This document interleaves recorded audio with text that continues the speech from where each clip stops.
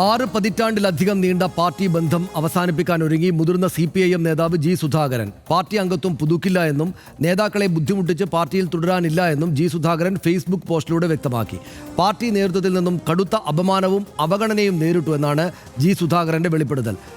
CPIMന്റെ അംഗത്വം പുതുക്കുന്നില്ല എന്ന തീരുമാനം ഇങ്ങനെ ഉണ്ടായതാണ് എന്നാണ് പൊതുവെയുള്ള വിലയിരുത്തൽ. സുധാകരനെ പരിഗണിക്കുമോ എന്ന ചോദ്യത്തിന് പാർട്ടി സെക്രട്ടറി MV ഗോവിന്ദൻ പരിഹസിച്ചത് സുധാകരന്റെ അതൃപ്തിക്ക് കാരണമായിട്ടുണ്ട്. CPM ആലപ്പുഴ ജില്ലാ സെക്രട്ടറി R നാസർ ഫോണിൽ ബന്ധപ്പെട്ടെങ്കിലും അതൃപ്തി തുടരുകയാണ് എന്നാണ് വിവരം. ഇതിനിടെ പാലക്കാട്ടെ CPIMനെ പ്രതിസന്ധിയിലാക്കി വിമതരുടെ കൺവെൻഷനും പ്രഖ്യാപിച്ചിട്ടുണ്ട്. കുറേ കാലമായി പാർട്ടിയോട് ഇടഞ്ഞു നിൽക്കുന്ന PK ശശിയാണ് പരിപാടിയുടെ ഉദ്ഘാടകൻ. നിയമസഭാ തെരഞ്ഞെടുപ്പ് അടുത്തിരിക്കെ CPIMലെ പടലപ്പിണക്കങ്ങൾ പൊട്ടിത്തെറിയിലേക്ക് നീങ്ങുകയാണോ? പാർട്ടിയിൽ അസംതൃപ്തരായ നേതാക്കളെ അനുനയിപ്പിക്കാൻ നേതൃത്വത്തിന് സാധിക്കാത്തത് എന്തുകൊണ്ടാണ്? RDX റാപ്പ് കാണാം.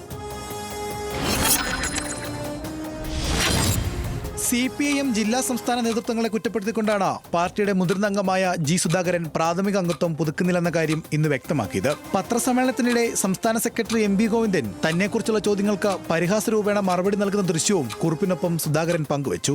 നേതാക്കൾക്ക് ബുദ്ധിമുട്ടുണ്ടാക്കാൻ ആഗ്രഹിക്കുന്നില്ലെന്നും അതിനാൽ ഇത്തവണ അംഗത്വം പുതുക്കേണ്ടെന്ന തീരുമാനത്തിലേക്ക് സ്വമനസാലെ എത്തുകയായിരുന്നുവെന്നും ജി സുധാകരൻ വ്യക്തമാക്കി. കുറിപ്പ് പുറത്തു വന്നതിന് പിന്നാലെ സുധാകരനെ ഫോണിൽ ബന്ധപ്പെടാൻ ജില്ലാ സെക്രട്ടറി ഉൾപ്പെടെയുള്ള CPIM നേതാക്കൾ ശ്രമിച്ചെങ്കിലും കോൾ എടുത്തില്ല. ഇതോടെ ജില്ലാ നേതൃത്വത്തിന്റെ അനുനയ നീക്കവും പാളി. ഇതിനിടെ പാലക്കാട് CPIMൽ നടപടിക്ക് വിധേയരായവരുടെ വിമത കൺവെൻഷൻ നാളെ ചേരും. 100-ലധികം പേർ കൺവെൻഷനിൽ പങ്കെടുക്കുമെന്നും നിലവിലെ ജില്ലാ കമ്മിറ്റി അംഗങ്ങളായ 5 പേർ പിന്നീട് ചേരുമെന്നുമാണ് വിമത നേതാവ് M സതീഷിന്റെ അവകാശവാദം. മുൻ MLA PK ശശി പരിപാടി ഉദ്ഘാടനം ചെയ്യുമെന്നും സതീഷ് പറഞ്ഞു. തന്നെ കൺവെൻഷന് ക്ഷണിച്ചിട്ടുണ്ടെന്ന കാര്യം P ശശിയും സ്ഥിരീകരിച്ചു. വിമതർ അവകാശപ്പെടുന്നത് പോലെ ജില്ലാ കമ്മിറ്റി അംഗങ്ങളടക്കം പാർട്ടിക്കെതിരെ തിരിയുന്ന സാഹചര്യമുണ്ടായാൽ പാലക്കാട് ജില്ലയിൽ മുന്നേറ്റം തുടരാൻ ലക്ഷ്യമിടുന്ന പാർട്ടിക്ക് ഇത് വലിയ തിരിച്ചടിയാകുമെന്നാണ് വിലയിരുത്തൽ.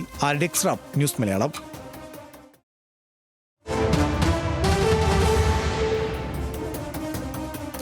ജി സുധാകരന്റെ പരാതിയുടെ വിശദാംശങ്ങൾ ഇതാണ്. വാർത്താ സമ്മേളനത്തിൽ സംസ്ഥാന സെക്രട്ടറി MV ഗോവിന്ദൻ തന്നെ പരിഹസിച്ച് സംസാരിക്കുകയും ചിരിക്കുകയും ചെയ്തു എന്നതാണ് അതിലൊരു പ്രധാനപ്പെട്ട കാര്യം. പത്രക്കാരടക്കം പൊട്ടിച്ചിരിക്കുന്ന തരത്തിലുള്ള പരാമർശം MV ഗോവിന്ദൻ അവിടെ തനിക്കെതിരായി നടത്തി. സംസ്ഥാന കമ്മിറ്റിയിൽ നിന്ന് ഒഴിഞ്ഞ ശേഷം ബ്രാഞ്ചിലേക്ക് മാറിയ തന്നെ ജില്ലാ സെക്രട്ടറി ഒന്ന് വിളിക്കുക പോലും ചെയ്തില്ല. കഴിഞ്ഞ 5 വർഷമായി പൊതുപരിപാടികൾക്കും ജില്ലാ സെക്രട്ടറി ക്ഷണിക്കുന്നില്ല എന്നതും അദ്ദേഹം പറയുന്നു. പാർട്ടി സെക്രട്ടറിയുടെ അടുത്ത് സംസാരിക്കാൻ ചെന്ന നേതാവ് തന്നെക്കുറിച്ച് മോശമായി സംസാരിച്ചു. അക്കാര്യം താൻ അറിഞ്ഞു. തൻ്റെ അച്ഛനെ വരെ ആക്ഷേപിച്ച ഒരു ലോക്കൽ കമ്മിറ്റി അംഗം പോസ്റ്റിട്ടു എന്ന് അദ്ദേഹം ആ ഫേസ്ബുക്ക് പോസ്റ്റിൽ പറയുന്നു. ആക്ഷേപങ്ങൾ ചോദിക്കാനോ തിരുത്താനോ പാർട്ടിയിൽ ആരും തയ്യാറായിട്ടില്ല എന്നതും അദ്ദേഹം വ്യക്തമാക്കുന്നുണ്ട്. അപമാനങ്ങൾ നേരിട്ടാണ് കഴിഞ്ഞ 5 വർഷമായി താൻ പാർട്ടിയിൽ തുടരുന്നത് എന്ന് ജി സുധാകരൻ ഈ ഫേസ്ബുക്ക് പോസ്റ്റിൽ പറയുകയാണ്. അതാണ് കാര്യങ്ങൾ. ജി സുധാകരനെ തെരഞ്ഞെടുപ്പിൽ സ്ഥാനാർത്ഥിയായി പരിഗണിക്കുന്നുണ്ടോ എന്ന മാധ്യമപ്രവർത്തകരുടെ ചോദ്യത്തിനാണ് MV ഗോവിന്ദൻ നൽകിയ മറുപടിയും അതിനൊപ്പമുള്ള ചിരിയുമാണ് സുധാകരനെ ചെടിപ്പിച്ചത്. MV ഗോവിന്ദന്റെ ആ പ്രതികരണം ആദ്യം നമുക്ക് കാണാം.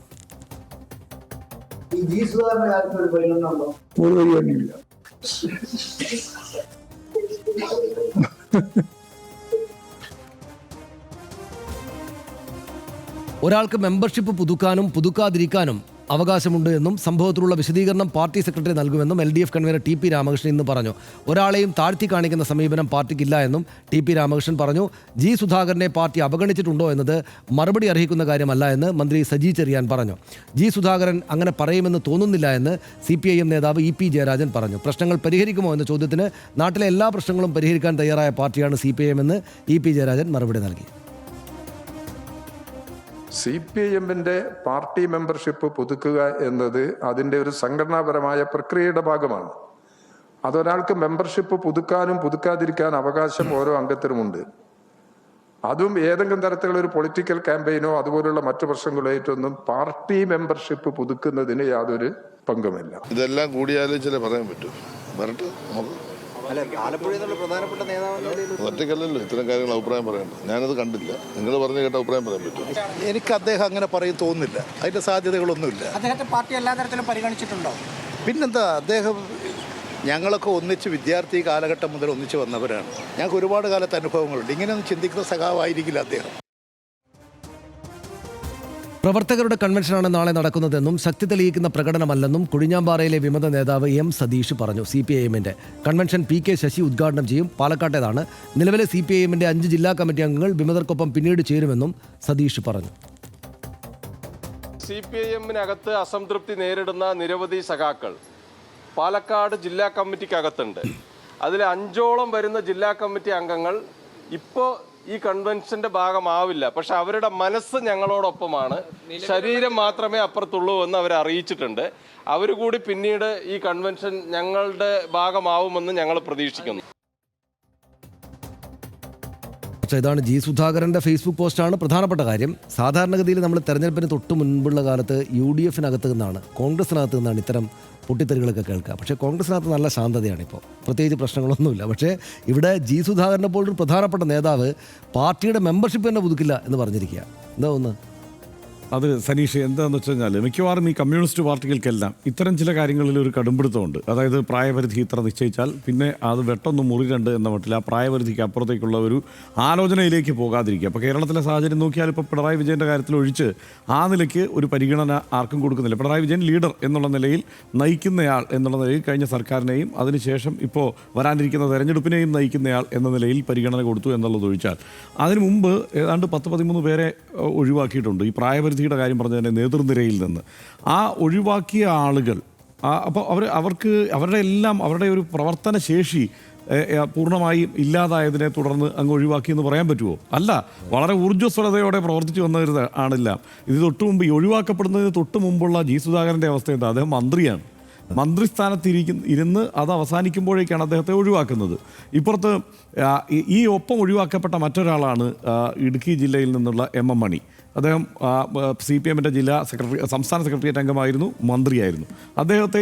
അദ്ദേഹം വളരെ സജീവമായി പ്രവർത്തിച്ചു. അദ്ദേഹത്തെ ഈ പാർട്ടി ചുമതലകളിൽ നിന്ന് ഒഴിവാക്കുന്നു. പക്ഷേ അദ്ദേഹം MLA ആയി തുടർന്നു. ഈ ടേം അവസാനിക്കുമ്പോഴും അദ്ദേഹത്തിൻ്റെ പേരാണ് ജില്ലയിൽ നിന്ന് പാർട്ടി ആദ്യം പരിഗണിക്കുന്ന പേരുകളിലൊന്ന്. അതായത് അദ്ദേഹത്തിന് അതിനുള്ള ശേഷിയുണ്ട്, അദ്ദേഹത്തിന് പ്രവർത്തിക്കാനുള്ള ശേഷിയുണ്ട് എന്നുള്ള വിലയിരുത്തലിലാണല്ലോ അങ്ങനെ ഒരു ആലോചനയിലേക്ക് പോകുന്നത്. അപ്പോൾ ഈ ആളുകൾക്ക് എല്ലാവർക്കും ആ നിലയ്ക്കുള്ള ശേഷി ഉണ്ടായിരുന്നു. ഈ ഒപ്പം ഒഴിവാക്കപ്പെട്ട മറ്റൊരാളാണ് ആനത്തലവട്ടം ആനന്ദൻ. അദ്ദേഹം അതിനുശേഷം അതെ AK ബാലനുണ്ട്, ആനത്തലവട്ടം ആനന്ദനുണ്ട്. ആനത്തലവട്ടം ആനന്ദനൊക്കെ അതിനുശേഷവും CITU-വിൻ്റെ സംസ്ഥാന പ്രസിഡന്റ് സ്ഥാനത്ത് തുടരുകയാണ് അദ്ദേഹം. അതായത് വളരെ സജീവമായി അവർ പ്രവർത്തിച്ചുകൊണ്ടിരിക്കുകയാണ്. മറ്റു വർഗ ബഹുജന സംഘടനകൾ എന്ന് CPM വിശേഷിപ്പിക്കുന്ന സംഘടനകളുമായി ബന്ധപ്പെട്ട് ഒക്കെ അവർക്ക് പ്രവർത്തിക്കാനുള്ള അവസരമുണ്ട്.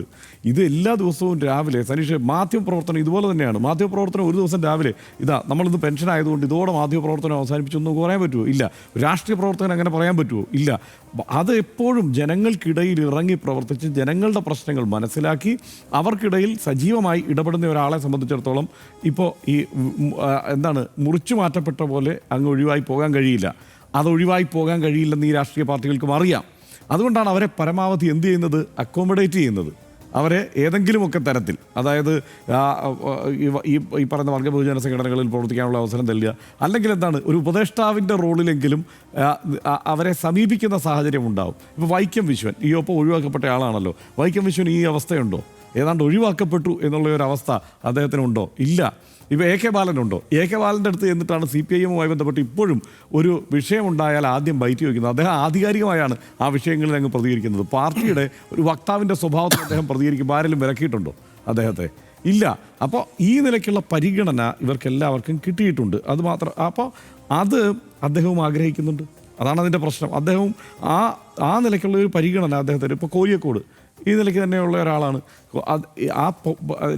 അദ്ദേഹം ഒഴിവാക്കപ്പെട്ടു എന്നതുകൊണ്ട് ആ നിലയ്ക്ക് അദ്ദേഹത്തെ സമ്പൂർണ്ണമായും പാർട്ടിയിൽ നിന്നുള്ള എല്ലാ ബന്ധവും മുറിച്ചു മാറ്റപ്പെട്ട നിലയിൽ വീട്ടിലൊതുക്കപ്പെട്ട ആളായി നിലനിർത്തി എന്നുള്ള ഒരവസ്ഥയില്ല. അപ്പോൾ ഇതിൽ വേറൊരു കാര്യമുണ്ട്. അദ്ദേഹം ഒരിച്ചിരി മുൻചുണ്ടിക്കാരനാണ്, നമുക്കറിയാമല്ലോ. പിന്നെ ആലപ്പുഴ ജില്ലയുടെ ഒരു സ്വഭാവം എടുത്തു കഴിഞ്ഞാൽ CPIM-ൻ്റെ വിഭാഗീയതയിൽ ഏറ്റവും സജീവമായി നിന്ന ജില്ലകളിലൊന്നാണ്. CPM വിഭാഗീയത ഏറ്റവും രൂക്ഷമായ ജില്ലകളിലൊന്നു തന്നെയായിരുന്നു. അത് എല്ലാ കാലത്തും തുടർന്നിട്ടുണ്ട്. ഏതെങ്കിലും ഒരു കാലത്ത് അത് ഏതാണ്ടൊന്ന് പരുവപ്പെട്ട് പരസ്പരം ഒന്ന് അഡ്ജസ്റ്റ് ചെയ്യുന്ന പോലെ പോകുന്ന കാലം ഇപ്പോഴായിരിക്കും. അതും വാസ്തവമാണ്. അദ്ദേഹം അവിടെ സജീവമായിരുന്ന കാലത്ത് അവിടെ വിഭാഗീയത ശക്തമായിരുന്നു എന്നുള്ളതിനകത്ത് തർക്കമേ ഇല്ല. പക്ഷേ അദ്ദേഹത്തെ പോലെ ആക്റ്റീവായ ഒരു നേതാവ്, അദ്ദേഹത്തെ പോലെ അഴിമതി വിരുദ്ധൻ എന്ന് ഒരു സംശയവുമില്ലാതെ എല്ലാവരും പറയുന്ന ഒരു നേതാവ്, അദ്ദേഹത്തെ ഇങ്ങനെ മാറ്റി നിർത്തുമ്പോൾ ഈ പറയുന്ന ഒരു കാര്യം നമുക്ക് ഉറപ്പിച്ച് പറയാം, പാർട്ടിയുടേതായ നയങ്ങളും രീതികളുമാണ് CPIM-ന്. അത് നിങ്ങൾ വിചാരിക്കുന്നത് പോലെയല്ല. അതുകൊണ്ട് അദ്ദേഹത്തെ ആ പ്രായപരിധി കഴിഞ്ഞാൽ മാറ്റി നിർത്തുക എന്നത് തന്നെയാണ്. അല്ലെങ്കിൽ ഒഴിവായി മാറി നിൽക്കുക, ബ്രാഞ്ച് കമ്മിറ്റിയിൽ പ്രവർത്തിക്കുക എന്നാണെങ്കിൽ ബ്രാഞ്ച് കമ്മിറ്റിയിൽ പ്രവർത്തിക്കുക എന്ന് തന്നെയാണ് എന്ന് പറയും. പക്ഷേ അദ്ദേഹം നോക്കുമ്പോൾ ഈ ബാക്കിയുള്ള ജില്ലാ കമ്മിറ്റികളിൽ നിന്ന് പോയിട്ടുള്ള ആളുകളുടെ അവസ്ഥ എന്താ? ആ ജില്ലാ കമ്മിറ്റികൾ അവരെ ഒരു നേതൃസ്ഥാനത്ത് തന്നെ പരിഗണിക്കുന്നു എന്നുള്ളതാണ്. എം മണി അല്ല CPIM-ൻ്റെ ഇടുക്കിയിലെ നേതാവെന്ന് CPM-ലെ ജില്ലാ നേതൃത്വവും പറയില്ല, അവിടെയുള്ള നാട്ടുകാരും പറയില്ല. ആ മട്ടിൽ, അതായത് നാട്ടുകാർക്ക് അങ്ങനെ തോന്നാത്ത മട്ടിൽ ആ ജില്ലാ നേതൃത്വം അദ്ദേഹത്തെ പരിഗണിക്കുന്നുണ്ട്. അതുകൂടിയാണ് അതിൻ്റെ പ്രത്യേകത. അദ്ദേഹം ആ രീതിയിൽ ആക്ട് ചെയ്യാവുന്ന ഒരു ശേഷി അദ്ദേഹം പ്രകടമാക്കുന്നുമുണ്ട്. അപ്പോൾ അങ്ങനെയാണ് കാര്യങ്ങൾ മുന്നോട്ട് പോകുന്നത്. ഇപ്പോൾ KJ തോമസിൻ്റെ കാര്യം എടുത്തു കഴിഞ്ഞാൽ അദ്ദേഹത്തിന് വേറെ ചുമതലയുണ്ട്. അദ്ദേഹം സജീവമായിട്ട് ദേശാഭിമാനിയുടെ കാര്യങ്ങളൊക്കെ നോക്കാനുണ്ടായിരുന്നു. അതുപോലെ മറ്റ് ഓരോ കാര്യങ്ങളിലും അദ്ദേഹത്തിൻ്റെ ഇടപെടൽ അവിടെ വളരെ പ്രകടമാണ്. അത് ഇദ്ദേഹം കാണുന്നുണ്ട്. ഇവിടെ ഇതിനകത്ത് വേറെ ആരുമല്ല. ഇപ്പോൾ MV ഗോവിന്ദൻ പരിഹസിച്ചു എന്നുള്ളതൊക്കെ അതിൻ്റെ അടുത്ത ഘട്ടമാണ്. കാരണം എനിക്കതല്ല പ്രശ്നമായിട്ട് തോന്നുന്നത്. ഈ ആലപ്പുഴ ജില്ലാ കമ്മിറ്റി അദ്ദേഹത്തെ വേണ്ട രീതിയിൽ പരിഗണിച്ചില്ല എന്നുള്ളതാണ്. അവരിപ്പോഴും അദ്ദേഹം ഈ പ്രായപരിധി കഴിഞ്ഞ് അവസാനിപ്പിച്ച് അദ്ദേഹം ബ്രാഞ്ച് കമ്മിറ്റിയിലാണ് ഇരിക്കുന്നതെന്നുള്ളത് പോലും കരുതാതെ വൈരനിര്യാതന ബുദ്ധിയോടെ അദ്ദേഹത്തോട് പെരുമാറി എന്നുള്ളതാണ് അതിൻ്റെ പ്രശ്നമായിട്ട് എനിക്ക് തോന്നുന്നത്. അദ്ദേഹത്തോട് ആ മട്ടിൽ പെരുമാറേണ്ട കാര്യമുണ്ടോ? അദ്ദേഹത്തെ അക്കോമഡേറ്റ് ചെയ്യാമല്ലോ, അദ്ദേഹത്തെ ഏതെങ്കിലും കാര്യത്തിലൊക്കെ പരിഗണിക്കാമല്ലോ. അദ്ദേഹത്തെ ഒരു സ്ഥാനാർത്ഥിയായി പരിഗണിക്കണമെന്നുള്ള ആഗ്രഹമൊക്കെ ചിലപ്പോൾ അദ്ദേഹത്തിന് ഉണ്ടാവാം, എനിക്കറിയില്ല. അദ്ദേഹം ആ രീതിയിലുള്ള ഇടപെടൽ എന്തെങ്കിലും ആരോടെങ്കിലും ആവശ്യപ്പെട്ടിട്ടുണ്ടോ എന്ന് എനിക്ക് ആ രീതിയിൽ വ്യക്തമല്ല. പക്ഷേ ആ രീതിയിലുള്ള വാർത്തകൾ വന്നിരുന്നു, ചില ചർച്ചകളും വന്നിരുന്നു. അപ്പോൾ അതിന് CPIM നിന്ന് കൊടുക്കുമെന്ന് എനിക്ക് തോന്നുന്നില്ല. അത് അദ്ദേഹവും മനസ്സിലാക്കേണ്ടതായിരുന്നു. പിന്നെ അദ്ദേഹത്തിൻ്റെതായ ആ രീതിയും ഇതിൽ പ്രവർത്തിച്ചിട്ടുണ്ട്. ചിലപ്പോൾ ഇതുപോലെ ഒഴിവാക്കപ്പെട്ടു എന്ന തോന്നലുള്ള മറ്റാരെങ്കിലുമൊക്കെ കാണും. പക്ഷേ അവരാരും ഈ രീതിയിൽ പ്രതികരിക്കുന്നവരായിരിക്കില്ല. സുധാകരൻ അങ്ങനെയല്ല, ശക്തമായി പ്രതികരിക്കും. അദ്ദേഹത്തെ സംബന്ധിച്ചിടത്തോളം വളരെ ത്യാഗനിർഭരമായ ഒരു ഭൂതകാലമുള്ളയാളാണ്. CPIM-ൻ്റെ നേതാവായി പ്രവർത്തിച്ചു വരുന്നതിന് മുമ്പ് തന്നെ അദ്ദേഹം സജീവമായ ഒരു സംഘടനാ രംഗത്തേക്ക് വരുന്ന കാലം മുതൽ അദ്ദേഹം എന്ന് പറയുന്നത് വലിയ നഷ്ടങ്ങൾ സഹിച്ചിട്ടുള്ള ആൾ തന്നെയാണ്. അദ്ദേഹത്തിൻ്റെ സഹോദരൻ രക്തസാക്ഷിയാണ് CPIM-ൻ്റെ. അതുമാത്രമല്ല, അദ്ദേഹമാണെങ്കിലും കൊടിയ മർദ്ദനം ഏറ്റുവാങ്ങിയിട്ടുള്ള ഒരു നേതാവാണ്. എന്നാൽ CPIM അദ്ദേഹത്തെ നന്നായി ആ കാലത്ത് പാർട്ടിയിലെ ഈ പ്രായപരിധിക്ക് മുമ്പുള്ള ആ കാലത്ത് അദ്ദേഹത്തെ ഏറ്റവും നല്ല രീതിയിൽ പരിഗണിച്ചിട്ടുണ്ട്. അദ്ദേഹം അവിടുത്തെ ആലപ്പുഴയിൽ പോയാൽ സുധാകരനാണ് ഒന്നാമത്തെ നേതാവ് എന്നുള്ളത് എത്രയോ കാലം അങ്ങനെ തന്നെയായിരുന്നു. ആ കാര്യത്തിലും സംശയമൊന്നുമില്ല. അതിന് അദ്ദേഹത്തെ 20 വർഷം MLA ആയി, 10 വർഷം മന്ത്രിയായിരുന്നു. അങ്ങനെ ആ ദീർഘകാലത്തെ ആ പ്രവർത്തന കാലം അദ്ദേഹത്തിന് വളരെ സജീവമായി പാർട്ടിക്കുള്ളിൽ ചിലവഴിക്കാൻ കഴിഞ്ഞു. പക്ഷേ ഈ പ്രശ്നം അദ്ദേഹം ഈ പാർട്ടി സെക്രട്ടറി കഴിഞ്ഞ 5 വർഷമായി എന്നെ ഒന്ന് വിളിച്ചു പോലും ഇല്ല എന്ന് പറയുമ്പോൾ വിളിക്കാൻ കാത്തിരിക്കുന്ന ഒരു മനസ്സ് അദ്ദേഹത്തിനുണ്ട് എന്നുള്ളത് പാർട്ടി സെക്രട്ടറി ഒന്ന് മനസ്സിലാക്കുകയും വേണമായിരുന്നു. അതുണ്ടായില്ല. അപ്പോൾ ഈ വേദനകളെല്ലാം ഇങ്ങനെ നീറി ഉള്ളിൽ കിടക്കുമ്പോഴാണ് അദ്ദേഹത്തിന് എന്താ സംഭവിക്കുന്നത്? ഈ ഒരു വീഡിയോ ആ വാർത്താ സമ്മേളനത്തിൽ ഒരു പ്രശ്നം കൂടിയുണ്ട്. അത് എനിക്ക് തോന്നുന്നു ഒരു ചാനലായിരിക്കും. ആ ചാനൽ ഏതോ ചാനലിൽ ചില ചാനലുകൾ മാധ്യമപ്രവർത്തകരെ കൂടി കാണിക്കുന്ന തരത്തിലാണല്ലോ ഈ ഫ്രെയിം വെക്കാറ്. അപ്പോൾ ഈ ചോദ്യം ചോദിച്ച മാധ്യമപ്രവർത്തകനും ഉത്തരം പറഞ്ഞ ഗോവിന്ദ മാഷും ഈ ഒരൊറ്റ ഫ്രെയിമിൽ വന്നിട്ടുണ്ട്. ആ ഫ്രെയിം അങ്ങനെ കാണുമ്പോൾ ഒരു പരിഹാസത്തിൻ്റെ ധ്വനി തോന്നും. ഇത് നിങ്ങൾ കണ്ണൂരുകാർക്ക് തോന്നത്തില്ലായിരിക്കും, ഇത് ചിലപ്പോൾ ഗോവിന്ദമാഷിൻ്റെ സ്റ്റൈലാന്നൊക്കെ ചിലപ്പോൾ സനീഷ് പറയുമായിരിക്കും. പക്ഷേ ഞങ്ങൾ മധ്യ കേരളത്തിലുള്ളവർക്കും തെക്കൻ കേരളത്തിലുള്ളവർക്കും അതൊരു പരിഹാസമായി തോന്നുന്നതിൽ ഒരു തെറ്റുമില്ല. അതൊരു പരിഹാസമായി തന്നെയാണ് തോന്നുക. അങ്ങനെയുള്ളൊരു മറുപടി എനിക്ക് ചോദിക്കാനുള്ളത്, ഗോവിന്ദമാഷ് ഈ പറയുന്ന മാറ്റി നിർത്തപ്പെട്ട മറ്റാരുടെ പേര് ഉയർന്നാലും ഇതേ മട്ടിലായിരിക്കുമോ പ്രതികരിക്കുക എന്നുള്ള സംശയവും എനിക്കുണ്ട്. ഇപ്പോൾ MM മണിയെ പരിഗണിക്കുന്നുണ്ടോ എന്ന് ചോദിച്ചാൽ ഇങ്ങനെ ആയിരിക്കുമോ അദ്ദേഹം പ്രതികരിക്കുക? അതല്ലെങ്കിൽ EP ജയരാജനെ പരിഗണിക്കുന്നുണ്ടോ എന്ന് ചോദിച്ചാൽ, AK ബാലനെ പരിഗണിക്കുന്നുണ്ടോ എന്ന് ചോദിച്ചാൽ ഈ മട്ടിലാണോ അദ്ദേഹത്തിൻ്റെ പ്രതികരണം എന്നുള്ളത് അദ്ദേഹം കൂടി ആലോചിക്കണം. അതായത് ഈ ജീവിതകാലം അത്രയും അദ്ദേഹത്തിൻ്റെ നല്ല യൗവനം മുഴുവൻ ഈ പാർട്ടിക്ക് വേണ്ടി ഒഴിഞ്ഞു വെച്ച നേതാവാണ് എന്നുള്ള ബോധ്യത്തോടെ നിന്ന് വേണം പാർട്ടിയുടെ സംസ്ഥാന സെക്രട്ടറി ഇത്തരമൊരു വിഷയത്തിലൊരു ചോദ്യം ഉയരുമ്പോൾ പ്രതികരിക്കാൻ. ആ പ്രതികരണത്തിൽ ഒരു അവധാനതക്കുറവോ പക്വതക്കുറവോ ഉണ്ട് എന്നുള്ള കാര്യത്തിൽ കണ്ണൂർ വിട്ടിപ്പുറത്തോട്ടുള്ള ആർക്കും സംശയം ഉണ്ടാകുമെന്ന് എനിക്ക് തോന്നുന്നില്ല. ഇതാണ് എനിക്ക് ഈ വിഷയത്തിൽ പറയാനുള്ളത്. അതിലല്ല ഹർഷം പറഞ്ഞതിനെ തെറ്റി തള്ളിക്കളയാൻ പറ്റില്ല, അത് തന്നെയാണ് അതിൻ്റെ വസ്തുത. പക്ഷേ എന്താണെന്ന് വെച്ചാൽ ഞാനിപ്പോൾ MV ഗോവിന്ദ മാഷ നേർക്കുന്ന ഒരു 25 വർഷങ്ങളായിട്ട് കാണുന്നുണ്ട്. ഞാനൊക്കെ കോളേജ് പഠിക്കുന്ന കാലം തൊട്ട് അദ്ദേഹത്തെ കാണുന്നതുകൊണ്ട് എൻ്റെ ഒരു എൻ്റെ തോന്നലാണ്. നാളെ ഇപ്പോൾ അദ്ദേഹം തന്നെ ഞാൻ ഇങ്ങനെയല്ല എന്ന് പറഞ്ഞാൽ എനിക്കറിയില്ല. ഇപ്പോൾ തന്നെ ആളുകൾ നമ്മളെന്തോ ഇത് ന്യായീകരിക്കാണെന്ന് വിചാരിക്കും. പക്ഷേ അങ്ങനെയല്ല. അദ്ദേഹം ചിരിച്ചത് യഥാർത്ഥത്തിൽ MV ഗോവിന്ദ മാഷ്ട ചിരി യഥാർത്ഥത്തിൽ സുധാകരനെതിരായിട്ടുള്ള പരിഹാസ ചിരിയല്ല. അദ്ദേഹം വിചാരിക്കുന്നത് മാധ്യമപ്രവർത്തകർ ചോദ്യം ചോദിക്കും. അത് ഏത് ചോദ്യം നോക്കോ, മാധ്യമപ്രവർത്തകർ ചോദ്യം ചോദിക്കുമ്പോൾ എന്തോ തർക്കുത്തരം പറഞ്ഞിട്ട് ഞാനിതാ ജയിച്ചിരിക്കുന്നത് എന്നുള്ള ഒരു ചിരി മൂപ്പർക്കുള്ളതാണ്. അതായത് എന്തെങ്കിലും സ്പോണ്ടേനിയസ് ആയിട്ടൊരു ചോദ്യം വരുമ്പോൾ പെട്ടെന്ന് പരിഗണിക്കുന്നൊന്നുമില്ല. എന്ന് പറഞ്ഞിട്ട് ഒരു ചിരി അങ്ങ് ചിരിക്കും. ഈ ചിരി യഥാർത്ഥത്തിൽ അദ്ദേഹം ഉദ്ദേശിക്കുന്നത് ചോദ്യം ചോദിച്ച ആളേതാ ഞാനിതാ മലർത്തി അടിച്ചിരിക്കുന്നത് എന്ന മറ്റുള്ളൊരു ചെറു ചിരിയും ഒരു തമാശയാണ്, ഗൗരവമില്ലാതെ ചിരിക്കുന്നത്. അത് സത്യത്തിൽ ജി സുധാകരനെതിരായിട്ടുള്ള പരിഹാസ ചിരിയല്ല എന്നാണ് ഞാൻ വിചാരിക്കുന്നത്. പക്ഷേ അത് ഹർഷൻ പറഞ്ഞതുപോലെ അത് അദ്ദേഹത്തിനും അദ്ദേഹത്തെ 10-25 കൊല്ലമായിട്ട് കാണുന്നതുകൊണ്ട് ഞങ്ങളെപ്പോലുള്ള ആൾക്ക് മനസ്സിലാവുമെന്നല്ലാതെ ജി സുധാകരന് വേദനിക്കാൻ അത് മതി. അത് നല്ല ഹൃദയവേദന ഉണ്ടായിട്ടുണ്ട് എന്ന കാര്യത്തിൽ യാതൊരു സംശയവുമില്ല.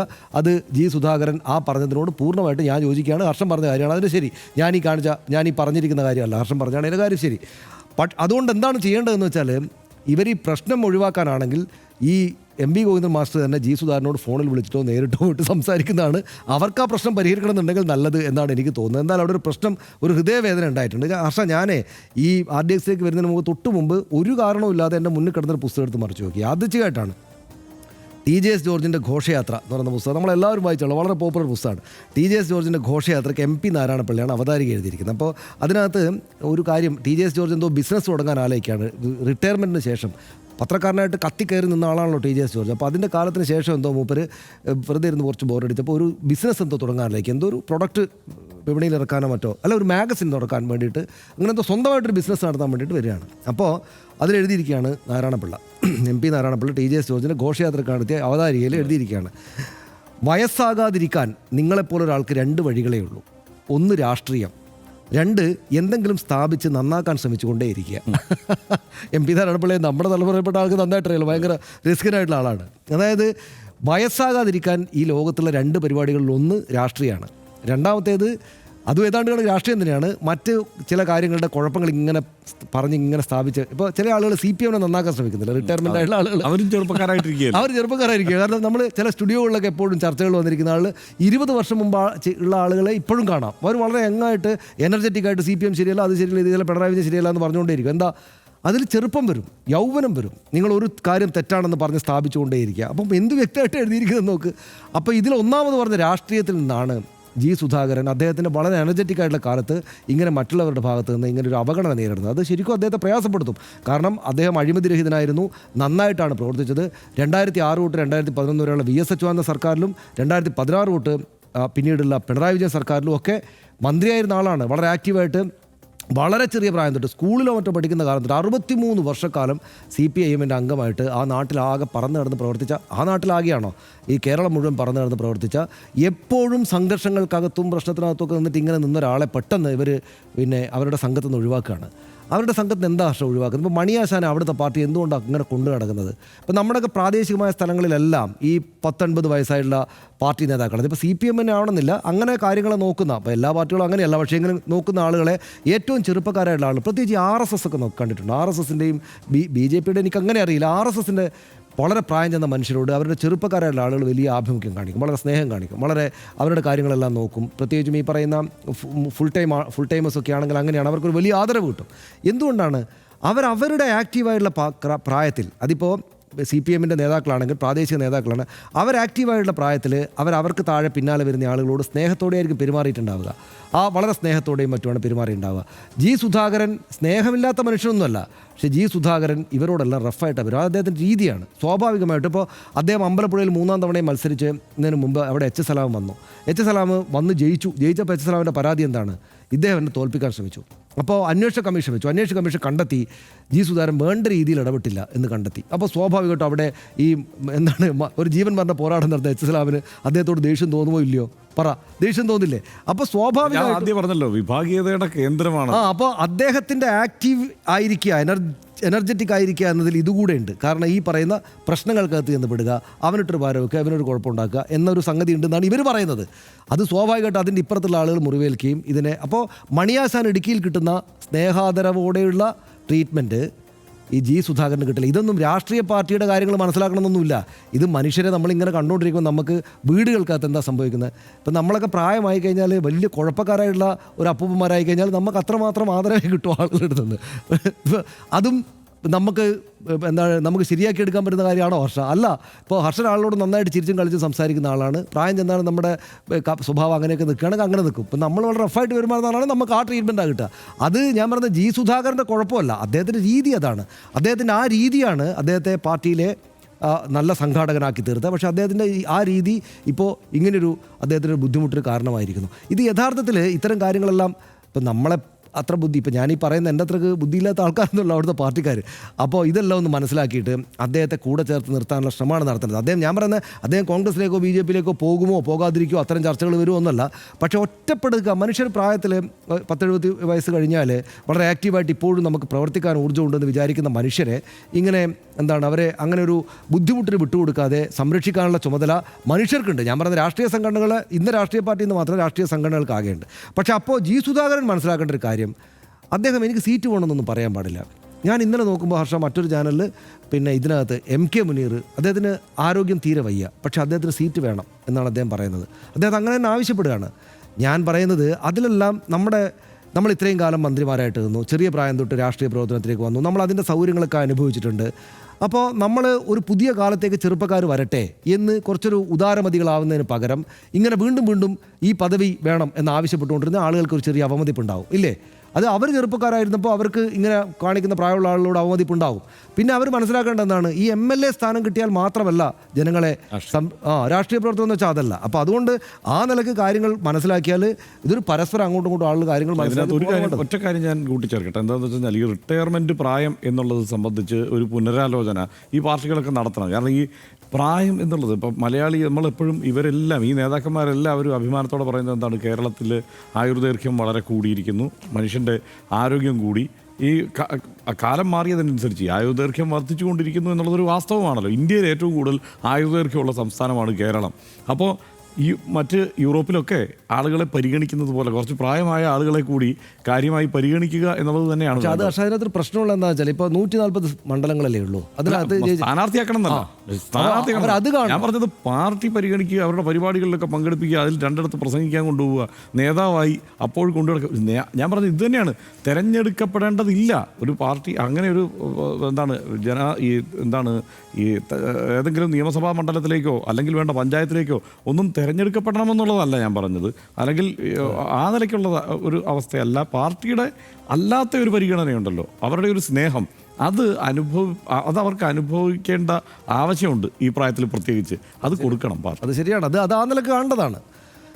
നിരന്തരം പലതരത്തിലുള്ള പരാതികളും പരിഭവങ്ങളുമായി പരസ്യമായ രംഗത്ത് വന്ന നേതാവാണ് ജി സുധാകരൻ. സംസ്ഥാന കമ്മിറ്റിയിൽ നിന്ന് ബ്രാഞ്ചിലേക്ക് വന്നപ്പോൾ എങ്ങനെയുണ്ടെന്ന് അന്വേഷിച്ചില്ല, പൊതുപരിപാടികൾക്ക് ക്ഷണിച്ചില്ല, അടിയന്തരാവസ്ഥയുടെ 50-ാം വാർഷികത്തിലേക്ക് ജയിൽവാസം അനുഭവിച്ച ആളായിരുന്നിട്ടും തന്നെ അവഗണിച്ചു എന്നിങ്ങനെ വളരെ ഗൗരവത്തോടെ കാണേണ്ടുന്ന പരാതികൾ തന്നെയാണ് ജി സുധാകരൻ്റേത്.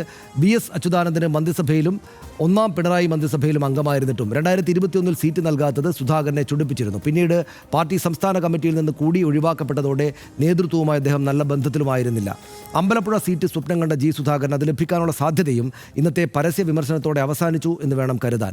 പാർട്ടിയെ പരസ്യമായി തള്ളിപ്പറഞ്ഞതിനാൽ അണികളുടെ പിന്തുണയും ജി സുധാകരൻ ലഭിക്കാനിടയില്ല. പക്ഷേ പാർട്ടി ബന്ധം ഉപേക്ഷിച്ചാലും ആലപ്പുഴയുടെ രാഷ്ട്രീയ ചരിത്രത്തിൽ ഒഴിവാക്കാനാകാത്ത പേരാണ് ജി സുധാകരൻ്റേത് എന്ന കാര്യത്തിൽ തർക്കമില്ല. എന്നാൽ ജി സുധാകരൻ്റെ കാര്യത്തിൽ നേരത്തെ തന്നെ വിമർശനം പതിവാക്കിയ ആളായതിനാൽ പാർട്ടി ഇനി സുധാകരനെ അനുനയിപ്പിക്കാനുള്ള സാധ്യതയും വളരെ കുറവാണ്. പാർട്ടി അംഗത്വം പുതുക്കാനും പുതുക്കാതിരിക്കാനും ഓരോരുത്തർക്കും അവകാശമുണ്ട് എന്ന LDF കൺവീനറുടെ പ്രസ്താവന ഈ സൂചന നൽകുന്നുമുണ്ട്. അപ്പോഴും തെരഞ്ഞെടുപ്പ് ആസന്നമായ ഘട്ടത്തിൽ ആലപ്പുഴയിലടക്കം ഇടതുപക്ഷത്തിന് തിരിച്ചടിയാകുമോ സുധാകരൻ്റെ നീക്കം എന്ന് കാത്തിരുന്ന് കാണേണ്ടത് തന്നെയാണ്. പാലക്കാട്ടെ വിമതരെ കൂട്ടി UDF സ്ഥാനാർത്ഥിയാകാനുള്ള PK ശശിയുടെ ശ്രമങ്ങൾ വിജയിക്കുമോ എന്നും വരും ദിവസങ്ങളിൽ അറിയാം.